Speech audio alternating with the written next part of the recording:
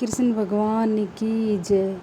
अथ कामदा एकादशी महात्म। धर्मराज युधिष्ठिर बोले, हे भगवान, आपको कोटि प्रणाम है। आपसे निवेदन करता हूँ, आप कृपा कर चैत्र माह के शुक्ल पक्ष की एकादशी का वर्णन कीजिए। श्री कृष्ण भगवान बोले कि हे राजन, आप एक पुरानी कथा सुनिए जिसको राजा दिलीप से वशिष्ठ जी ने कही थी। राजा दिलीप ने पूछा कि गुरुदेव, चैत्र माह के शुक्ल पक्ष की एकादशी का क्या नाम है, इसमें किस देवता की पूजा होती है तथा इसकी विधि क्या है, सो सब कहिए। महर्षि वशिष्ठ जी बोले, हे राजन, चैत्र माह के शुक्ल पक्ष की एकादशी का नाम कामदा है। यह पापों को नष्ट कर देती है और पुत्र की प्राप्ति होती है। इसके व्रत करने से कुयोनि छूट जाती है और अंत में स्वर्ग की प्राप्ति होती है। अब मैं आपको इसका महात्म कहता हूँ, ध्यान पूर्वक सुनिए।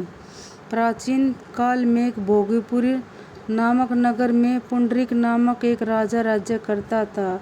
वहाँ अनेकों अप्सरा, गंधर्व, किन्नर आदि वास करते थे। उसी जगह ललिता और ललित नाम के दो स्त्री पुरुष अत्यंत वैभवशाली घर में निवास करते हुए विहार किया करते थे। एक समय राजा पुंडरीक गंधर्वों सहित एक सभा में क्रीड़ा कर रहे थे। उस जगह ललित गंधर्व भी उनके साथ गाना गा रहा था और उसकी प्रियतमा ललिता उस जगह पर नहीं थी। इससे वह उसको याद करने के कारण अशुद्ध गाना गाने लगा। नामराज करकोटक ने राजा पुंडरीक से इसकी चुगली कर दी। इस पर राजा पुंडरीक ने ललित को श्राप दे दिया कि अरे दुष्ट, तू मेरे सामने गाता हुआ भी अपनी स्त्री का स्मरण कर रहा है। इससे तू कच्चे मांस और मनुष्य को खाने वाला राक्षस होगा।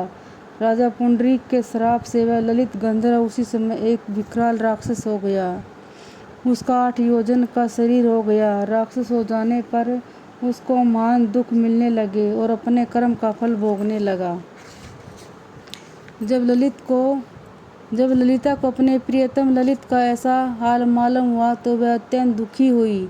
वह सदैव अपने पति के उद्धार के लिए सोचने लगी कि मैं कहाँ जाऊँ और क्या करूँ। एक दिन वह घूमते घूमते विंध्याचल पर्वत पर चली गई। उसने उस जगह श्रृंगी ऋषि का आश्रम देखा। वह शीघ्र उस आश्रम के पास गई और उस ऋषि के सम्मुख जाकर विनय करने लगी। उसे देखकर श्रृंगी ऋषि बोले, हे सुभगे, तुम कौन और यहाँ किस लिए आई हो? ललिता बोली, हे मुनि, मैं वीर धनवा नामक गंधर्व की कन्या ललिता हूँ। मेरा पति राजा पुंडरीक के शाप से एक भयानक राक्षस हो गया है। आप राक्षस योनि से छूटने का कोई श्रेष्ठ उपाय बतलाइए। तब श्रृंगी ऋषि बोले, री गंधर्व कन्या ललिता, अब चैत्र माह के शुक्ल पक्ष की एकादशी आने वाली है। उसका नाम कामदा एकादशी है। इसके व्रत करने से मनुष्य के समस्त कार्य सिद्ध हो जाते हैं। यदि तू उसके व्रत के पुण्य को अपने पति को देती, वह शीघ्र ही राक्षस योनि से छूट जाएगा। मुनि के वचनों को सुनकर ललिता ने आनंद पूर्वक उसका व्रत किया और द्वादशी के दिन ब्राह्मणों के सामने अपने व्रत का फल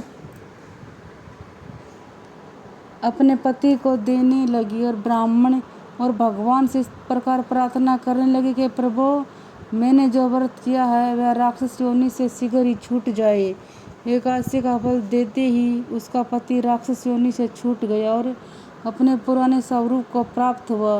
वह पहले की भांति ललिता के साथ विहार करने लगा। कामदा एकादशी के व्रत के प्रभाव से पहले की भांति वह अधिक सुंदर हो गया और पुष्प विमान पर बैठकर स्वर्ग लोक को चले गए। हे राजन, इस व्रत को विधिपूर्वक करने से सब पाप नष्ट हो जाते हैं। इसके व्रत से मनुष्य ब्रह्म हत्या आदि के पाप और राक्षस आदि की योनि से छूट जाते हैं। इसकी कथा व मातम के सुनने व पढ़ने से वाजपेयी यज्ञ का फल मिलता है। बोलो कृष्ण भगवान की जय। उमापति महादेव की जय।